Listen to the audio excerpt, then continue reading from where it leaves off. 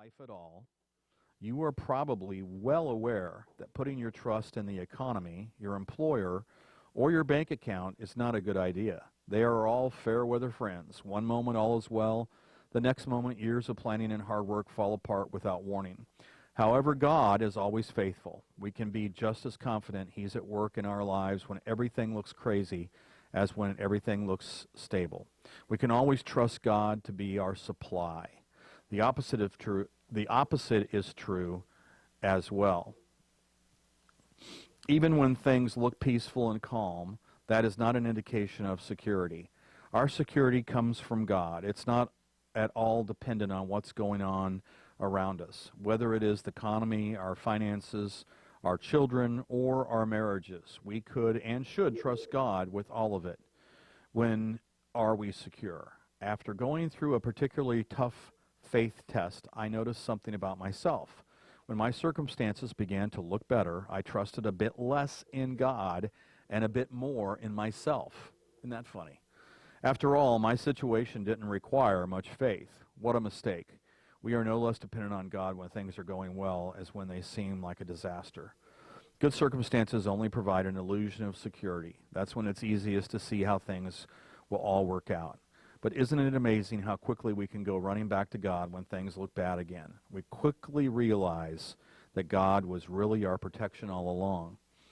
The great news is that our believers, bad circumstances, the great news is that for believers, bad circumstances are only an illusion of a lack of security. We have God's word. He will never leave us, never forsake us. Call on Him. It doesn't matter how the economy looks, how your prospects seem, or how things are going at work. God will still supply your needs, just like He promised. Pray this prayer of commitment. God, I give you my work, my money, my debt, and my ability to earn. I relinquish my trust in the economy, the stock market, and my job. When it's all said and done, you are Lord of all, and so I trust you with everything, believing you are able to supply all my needs according to your glorious riches in Christ Jesus. In Jesus' name, amen. And boy, that one hits home for me in a lot of ways, because I can tell you through the years, there's been times where, I know I've been, God, get me out of this mess. I'll never do that again, or, I'll pay more attention, or whatever it may be and stuff. And then when things are going good, I don't seem to make that prayer as much. And so that one hits home very close and stuff like that. So hopefully that's something that helps everybody, or at least a few folks in our audience. And as I said, next week we'll have another course that will start on stewardship, and that concludes this particular one. They only had 4 lessons in it and stuff, but I really enjoy those, and I get a lot out of them, if nothing else. Hopefully you do. If you do, let us know. Let Matt know, let Jason know. If you bump into Dr. Paul Collins or Jim or Pam Whiting, let them know, because all feedback is good, and whether it's good or bad, we like to know. We like to learn. We want to bring you a show that is all about bringing some value into your world. And we kind of started with alternative assets, and that's where we'll spend most of our time. But the stewardship course is very, very important, I think, to this hour. Now, with that said, we have a lot of ground to cover in a very short period of time, so I'm going to start doing that as far as some pricing. And let's go at 9:14 this morning. An ounce of gold was $1,551.10. It's up $4 for the day. Silver is $17.99. It's up 14 cents. Platinum is up $37 to $1,023. And then the one that's setting records now almost every day is palladium. Palladium is up to $2,215 an ounce. That's the highest it's ever been. It's up $36 on the day. And then rhodium is up $50, and it's $7,900. Now, for those of you that are just tuning in, maybe this is the first time you've ever been a participant in our show. you know, a little refresher here or whatever, but rhodium just a few months ago was like 5,000 an ounce, and now, you know, it's almost 8,000. And palladium, you know, just a couple, it seems like a couple of weeks ago, let me see if I can, let me see, 30 days. Yeah, I mean, just in the last, as far back as, oh, that's rhodium, hold on. There we go, palladium, 30 days. Holy cow.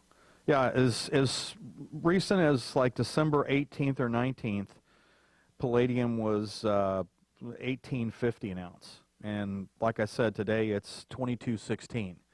So that's 19, 20, 21. That's almost a $400 move in less than a month. So, you know, what would that be, 20, 25%? That ain't bad, folks. And, you know, we always talk about gold and silver, but if somebody wants more information on platinum or palladium or rhodium, you know, let me know. You can always reach me at 417-755-0700, or you can email me at tony@thegoldaffiliate.com. There's that word again, affiliate. A lot of my affiliate programs that I participate in are gold and silver related, so that's a little tidbit of info. These next ones are on pounds, not ounces. Copper, $2.81 a pound. Nickel, $6.38. Aluminum, 80 cents a pound. Zinc, $1.07. Lead, 88 cents. Uranium, $24.60. Oil is $58.03 a barrel. And the Dow Jones Industrial Average is 29,057. It's up about 117 points so far this morning as of 9:16 a.m.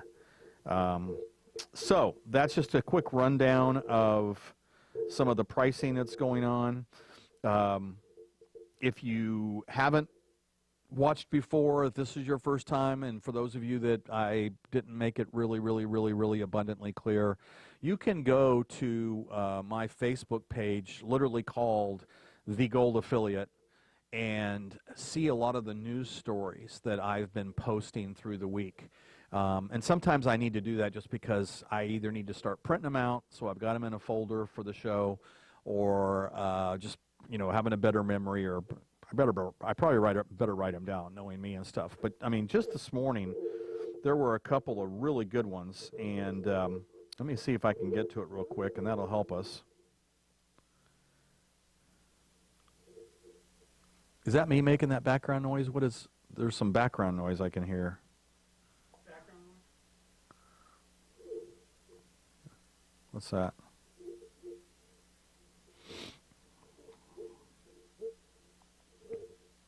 I think that's your beard scraping on the microphone. So this morning I posted one from the World Gold Council, and this one is the Gold Outlook for 2020. And you know, I mean, that's how these people make their living is, I mean, they are the World Gold Council. They follow everything you can think of about gold. And so the start of this article, risk appetite amid high uncertainty. As we look ahead, we expect that the interplay between market risk and economic growth will drive gold demand in 2020. In particular, we focus our attention to financial uncertainty and lower interest rates, weakening in global economic growth, and gold price volatility. In our new gold market outlook, we also explore the performance of gold implied by our innovative gold valuation framework across various hypothetical macroeconomic scenarios. And then it says, gold shown in 2019. Gold had its best performance since 2010, rising by 18.4% in U.S. dollar terms last year. It also outperformed major global bond and emerging market stock benchmarks in the same period. In addition, gold prices reached record highs in most major currencies except the U.S. dollar and Swiss franc. Gold prices rose most between early June and early September as uncertainty increased and interest rates fell. But investors' appetite for gold was apparent throughout the year, as seen by strong flows into gold-backed ETFs, growing gold reserves from central banks, and an increase in COMEX net longs positioning. Now, I realize a lot of that, may be going over your head. I mean, some of that's even hard for me to follow and stuff, but the reason I'm bringing that up is that I want to get into a little bit more here. We're going to take a deep dive in just a second. High risks and low rates on the horizon. We expect that many of the global dynamics seeded over the past few years will remain generally supportive for gold in 2020. In particular, we believe that financial and geopolitical uncertainty combined with low interest rates will likely bolster gold investment demand. Remember in the show, we've talked often about supply and demand. If you don't have a demand for something, that price isn't going to go up. And, so if you have more demand and a limited supply, what's going to happen? You're going to see the price of whatever that object is, in this case gold, gradually going up because people are willing to pay more for it because they don't have as much as they want. Now here's the key one. We're going to take a deep dive on this one in just a second, but net gold purchases by central banks will likely remain robust even if they are lower than the record highs seen in recent quarters. Momentum and speculative positioning may keep gold price volatility elevated. And while gold price volatility and expectations of weaker economic growth may result in softer consumer demand near term, structural economic reforms in India and China will support demand in the long term. And you can read the full commentary, analysis, and see hypothetical forecasts for gold performance in 2020 as implied by Quorum. And Quorum is based on a range of macroeconomic scenarios developed by Oxford Economics in our new outlook, or try Quorum to customize your own scenarios. So what I would urge you to do, rather than me sit here and read very much more of this, is I would urge you to go to my Facebook page for gold, or the Gold Affiliate Program, and literally it is the Gold Affiliate, and it's in Facebook, and you'll see, I mean, it's probably a day does not go by that I do not take and make a post of something I've seen out there, and most of them are probably bullish on gold. Every once in a while I see one that's bearish, or for those of you that don't understand those terms, negative, because there are sometimes articles out there. I mean, gold doesn't just, go in a straight line straight up. I mean, it's going to be, kind of an interesting ride and so forth based on supply and demand and whatnot. But remember that one I mentioned to you about the central banks and their demand? Here's something I learned recently. I want to share it with you because this is, I think, huge. If I can get to the... I've waited 8 years to write you this message. Bear with me just a second. Got to get to the right.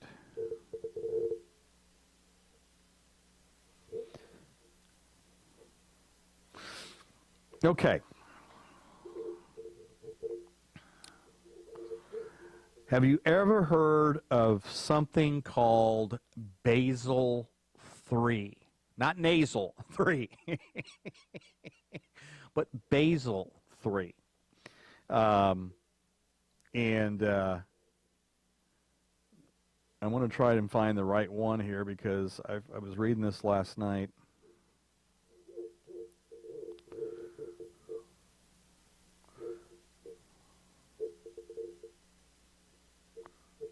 Well, let's start with this one, and this may be what I was looking for.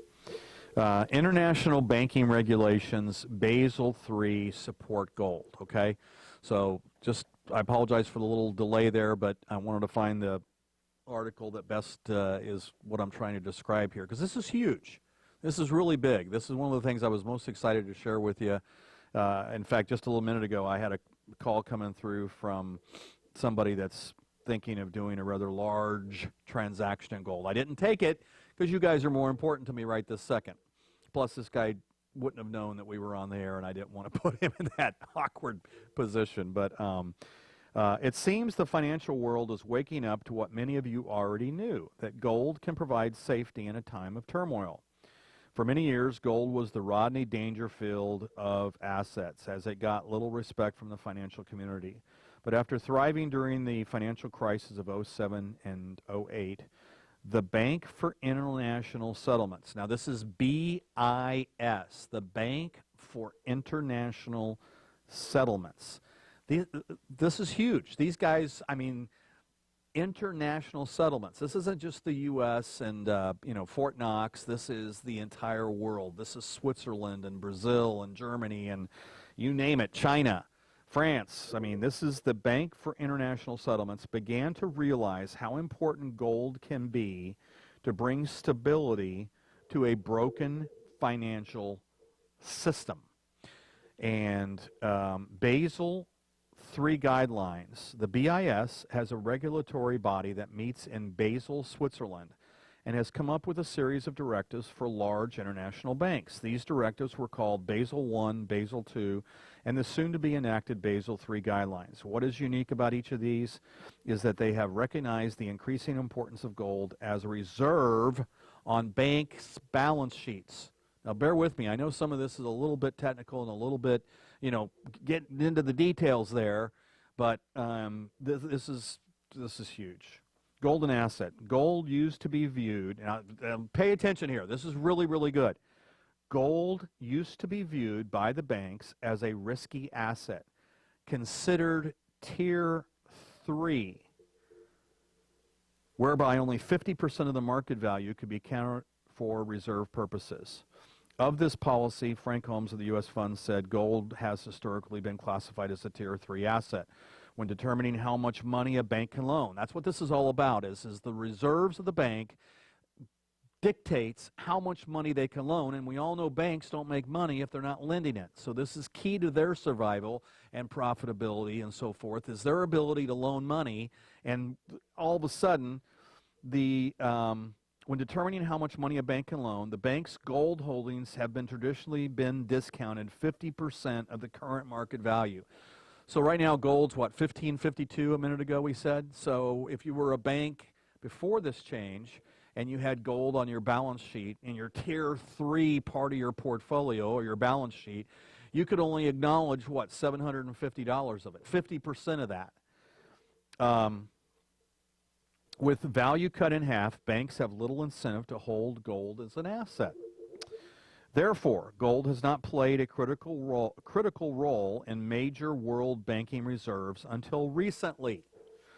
Under Basel III, some of which goes into effect, and this happened last year, this happened April 1st of 2019, gold is no longer considered a Tier 3 asset, but is bumped up to Tier 1. Now, what does that mean to you and I? Tier 1 asset, and valued at 100% of market value. So all of a sudden, the banker that had gold and it was Tier 3 and he could only acknowledge 50% on his balance sheet, it's now literally, as of April 1st of last year, over here in his Tier 1 bucket, which means it's safe, and he can acknowledge 100% of it on his balance sheet, which will affect his reserves and his ability to lend money and make profits. But the reason why that's important to us, sitting here talking about gold and silver, is this makes gold a riskless asset. Riskless. No risk. In the eyes of the world banking authorities. Financial researcher Alasdair Macleod explains it this way. Anyone who understands gold's historic role will grasp the importance of the argument behind extra bank leverage. Direct ownership of bullion by a bank is superior to holding the fiat money used by a central bank. It should increase confidence in any bank and the system as a whole. Now, before I read on, let me just make sure you're familiar with what fiat money is. Fiat money is what we've got right now with the U.S. dollar. In fact, as far as I know, every currency in the world right now is fiat money. We used to not have fiat money until back on, I think it was August 15th, 1971, when President Nixon took us off the gold standard. And the reason he did that was because other countries were getting U.S. dollars, and then they were cash exchanging them in to the Treasury Department for gold. They were trying to deplete our reserves of gold at Fort Knox. And because of his advisors and so forth, President Nixon stepped in and took us off the gold standard, which meant that the very next day, the U.S. dollar was now a fiat currency. Now, what does that mean? A fiat currency. It's not a car. It's not a car from Italy. Fiat currency basically means there's nothing backing it up. And the only reason it has value is the government has said so. So you look at any country in the world and you look at their currency, London with the pound, France with the franc, Germany with the Dutch mark, and we could go on and on. China and Russia with the ruble. All of those are fiat currencies, which basically means they're worthless unless the government says they have a value. And right now, some of the countries still are saying that. There's a few countries like Argentina and Argentina, God, what's the other one? Oh, I'll think of it here in a second. There's another South American country here recently that had to do that. But that is what fiat, when we talk about that just a second, talks about. Given relative, drive the values. Okay, so it should increase confidence in any bank and the system as a whole. Given relative values, bank purchases of bullion will drive the value of gold as Tier 1 capital up relative to other qualifying assets, increasing its desirability for regulatory purposes further without a gold-owning bank doing anything. So I'm going to stop there just for a second because I can see Matt. He's kind of over here. He's kind of moving around in his chair, and I got a feeling at any second the gold microphone is going to pop up, and he's going to want to do a announcement from our sponsor. Matt, you want to do that? Absolutely, Tony. Thank you very much. Take it away. Merge myself over here. Hey, everybody. Matt here from the producer desk here at Axe Media Group headquarters. We're glad you guys are here and hope you're enjoying the show and that you are learning stuff today. I know I always do. But anyways, today's show is brought to you by naturalsolutionstore.bz. You've heard it said before, and I'll say it again.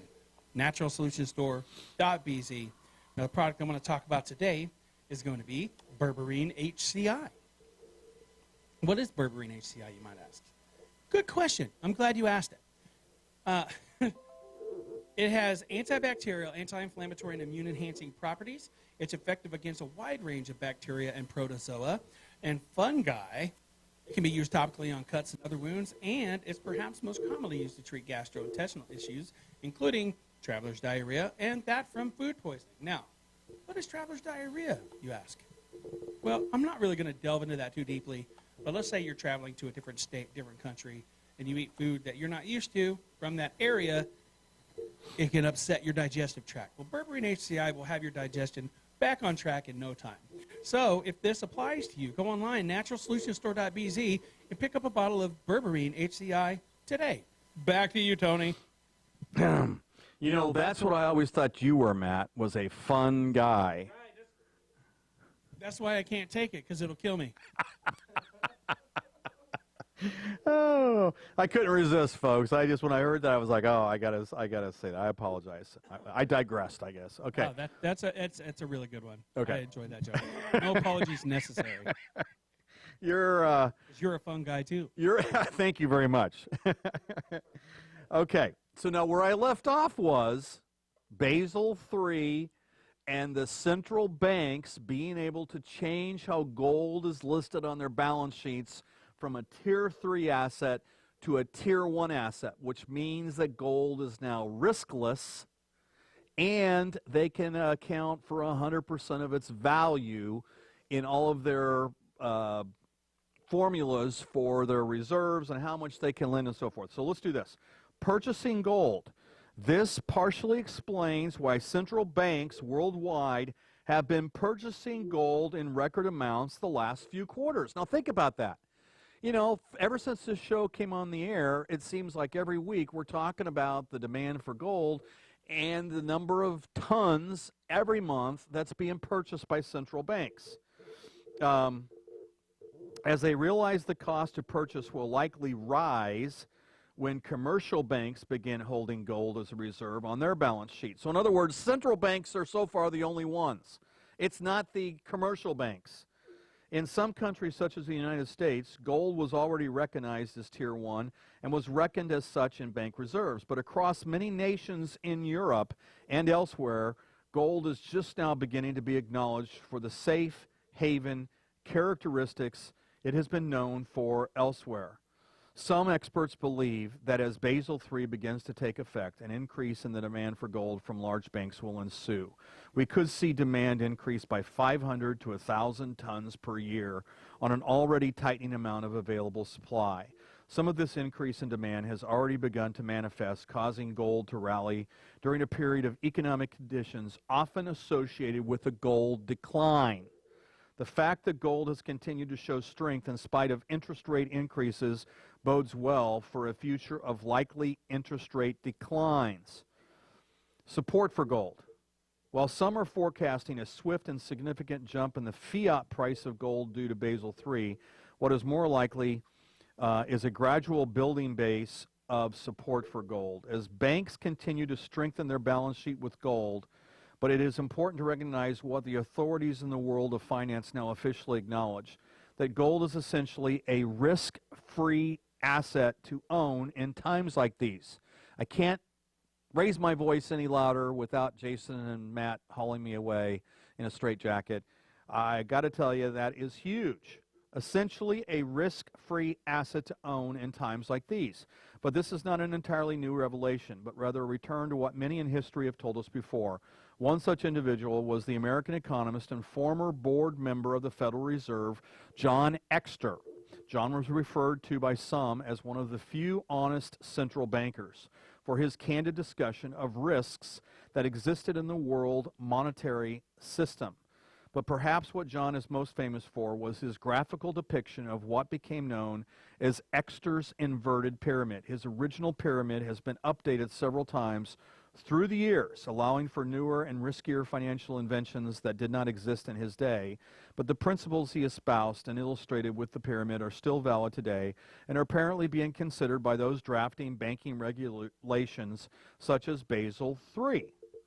Now, if you just tuned in real quick, not to be redundant, but I'm going to do this real quick, this Basel III came into effect April 1st of last year. And what it does is it allows a central bank somewhere in the world, all central banks, including the U.S.'s, to no longer classify gold as a Tier 3 asset, which had risk, and they could only account for 50% of its value on their balance sheet, to where now it's considered a Tier 1 asset, which means it is riskless, and they can account for 100% of it on their balance sheet, which affects their reserves and hence how much they can loan on a daily basis.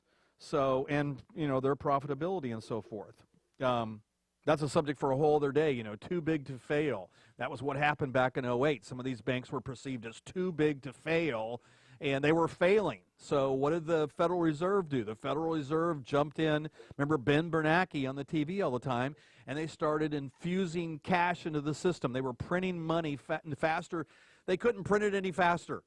They were printing money so fast and pumping it into the system to try and save everybody from what is probably the inevitable thing that's going to happen at some point. But at least they were able to survive at that point. That, like I said, that's a subject for another show. Sometimes we have to pay attention to what leaders are doing more than what they are saying. Boy, howdy, how true is that?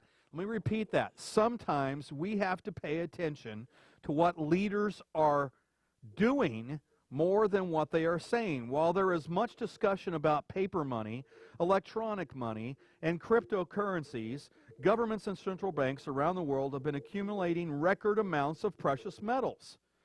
It is as if they want to be protected from whatever they see up ahead. It is not always in their interest to broadcast what they are doing, which can help keep metals prices low while they accumulate. But astute observers have been stacking gold and silver in step with leaders and central banks around the world. What? Are you telling me that they can manipulate the price of gold and silver? That has been the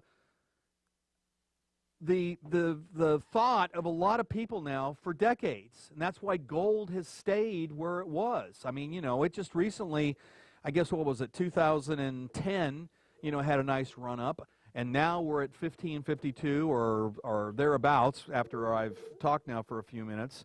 But you know, basically they've been manipulating the price of gold and silver so they can load up on it while the price is low, and then whatever's ahead that they see coming. None of us see it because we don't get all the information.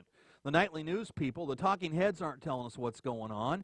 We have to figure it out for ourselves. We have to educate ourselves so we know what is going on in the world as far as the financial instruments and so forth. So, by doing so, the common person is able to take advantage of central bank efforts to drive down the gold price. Someday soon, this effort to hold down prices will cease due to either unwillingness or the inability to do so. They might have their hands full with other things and unable to focus on manipulating the metal sphere. Just this week, central bank manipulators sold large amounts of paper gold on the futures exchanges, thereby forcing the price of gold back to its 50-day moving average. This tactic has often been done just before something believed to be positive for gold occurs. In this case, the further implementation of Basel III. Meanwhile, large amounts of gold are changing hands on world markets to the tune of $250 billion per day. While they talk about stocks incessantly on financial news channels, the amount of activity in precious metals is much greater. If the leaders of the financial world are talking about stocks while purchasing gold, should we pay closer attention to what they say or what they do? Now there's a question. Should we pay more attention to what they say or to what they do? I believe John Exter was correct. When risks increase in the world of high finance, gold is properly recognized as the riskless foundation asset holding it all together. If this is true for nations, banks, and governments, then it is also true for the rest of us. So I'll stop reading that. Hopefully I haven't scared anybody off with my enthusiasm or zeal. Getting a little overzealous here, I know. But I just think that that is huge for our viewing audience to understand. Those of you that have been watching the show from the beginning, or those of you that are brand new, if you're out there, this is huge. If you do not have 10% of your portfolio in gold and silver, you need to do that. You can reach me at 417-755-0700 or at Tony@thegoldaffiliate.com. You can also reach Matt or Jason or Jim or Dr. Paul, and they can get word to me, and we can, you know, I can show you ways to acquire gold and silver and so forth. So, you know, I just think that's important to understand where some of this demand is coming from. It's built into the system because of this Basel III. These central banks have been loading up now for the last year. And what's weird about this is I've always been kind of a gold bug. This is kind of weird. I'm not trying to pat myself on the back or anything. It's going to sound that way. But I've always been kind of a gold bug. Ever since, you know, I got in this industry back in 1983, somewhere back then in my first year, probably in training, I'd heard if you had a portfolio and you put 20% of that portfolio in gold and silver and left 80% in stocks like the S&P 500, that you could lower your risk and increase your return over time. And for some reason, I did study after study after study after study, you know, and back tests, and that was true. So that's probably where some of this came from. But last year in April, I just, you know, I kept reading and doing all this, and I kept just thinking, my gosh, gold was like $12.50, $12.71, and I started, you know, urging some of my clients, you need to think about having 10% of your portfolio. So some of them did get in, thank God, at that level, and of course today at 1552. Last week it was up to 1600 with the scare over there in the Mideast, and that's what will happen is anytime there's a fear going on of something, people will rush to gold and silver, but you know, that has subsided, and it's not a straight line up. It will go up and down. Let's make volatility our friend. We cannot stop volatility, so let's make it our friend. So what we're going to do real quick as the final moments of the show are winding down, I'm going to get back into something I've kind of covered before, but I want to cover it again. And the reason why is just the fundamentals are just so sound. And it starts with a question of, if you're in my viewing audience right now, you need to think, are you working harder for money to cover the basics these days? Is it different than it was 3 years ago or 5 years ago or 10 years ago? I mean, I don't know about you, but a lot of people are looking for side gigs, side hustles, because, the husband's working, the wife's working, and sometimes the older children are working and they're still not making ends meet. So they're looking for side hustles. I know a lot of people that have 2 and 3 jobs. Some of them are right here in this room. And so if it's not just you, higher cost and added financial pressures on families today are causing fear, uncertainty, and doubt on a large scale. As of May of 17, so granted, it was a couple years ago, but these studies get updated and so forth. This is the source of this information I'm about to share is the Federal Reserve. As of May of 2017, 44% of Americans said they could not cover a $400 emergency expense and would rely on credit cards, selling something, or borrowing the money if such event arose. Now think about that. Maybe that's you. I know if I had a situation come up today, let's say I went out to the parking lot and my tires were slashed, and all of a sudden I had to get new tires on my car. There's an expense that I'm not anticipating. How would I pay for that? And a lot of Americans, 44% of them, would have to put it on a credit card, sell something, or borrow the money, knock, knock, knock, talking to a cousin, a friend, that kind of stuff. What's happening with your money? It's in the numbers. If you look at it, back in 1913, the Federal Reserve was created. Ironically, that's the same year the IRS was created, because that's when the Treasury Department needed somebody to go out and collect the income taxes when they weren't paid. 1933, FDR's executive order makes it illegal to hold gold, coin, bullion, or certificates. So it was illegal for a while to hold gold. In 1944, Bretton Woods establishes the U.S. dollar as the world's reserve currency. That was right there at the end of World War II. They met up there in New Hampshire at Bretton Woods, all the world's central bankers and top officials, and they decided that of all the currencies in the world, we're going to use the U.S. dollar as the world's reserve currency. 1971, I talked about earlier in the show. Nixon closes the gold window, ends Bretton Woods agreement, and begins the modern-day fiat currency system. Now, what's not on this, but I'm going to volunteer it, in 1974, President Gerald Ford removed FDR's executive order. He made it legal to own gold again. So 1974, you could legally own gold again. And as of 2019, that dollar that was a full dollar back in 1913 is worth about 5 cents. I mean, its purchasing power is 5 cents. And the best way to look at that is, let's look at price increases. This is just from 2000 to 2018, and the source here is the easy for me to say, Bureau of Labor Statistics. Food at home, 43% more expensive. Food out, 59% more expensive. Heat sources, we need that. Maybe not today, because it's going to be a really nice day in the Ozarks, but I got to tell you, by Friday, you're going to want some heat. 99% increase. Car insurance is up 97%. Water and sewers up 133. A college tuition's up 150. Medical care, 97% increase. These are things we need. Heat, food, insurance, water and sewer, education, medical care. Do you mind if we show you a case for sound money? And, that's just this presentation's clever way of having a fancy name for gold and silver. Gold and silver is one of the secrets the wealthy have used for ages to amass and protect their wealth. In fact, governments and financial institutions know and use the secret. They are the largest holders of gold in the world today. What did we just talk about? Basel III, central banks are loading up on this stuff. Eventually, commercial banks will be loading up on this stuff. And by the time most people that aren't listening to this show start thinking about this, gold will be much more expensive. I was watching one webinar yesterday, and the gentleman was asked if he thought gold could get up to 5,000 an ounce. And he said, yeah. And actually, I probably shouldn't tell you the number here, but he said he thought gold could get into six figures an ounce. I won't tell you the amount just yet. I want to wait till next week's show. But anyway, let's look at a couple of quick examples in my final minutes as they wind down.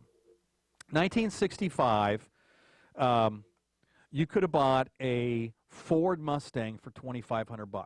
The original pony car, Lee Iacocca's way to save Ford in 65, $2,500. Now, back then, you had a dollar bill and an ounce of silver. They were both $1. So you could have paid $2,500 in dollars or $2,500 in silver and bought that Ford Mustang, which, was $2,500. Not to be redundant. Okay, 2019.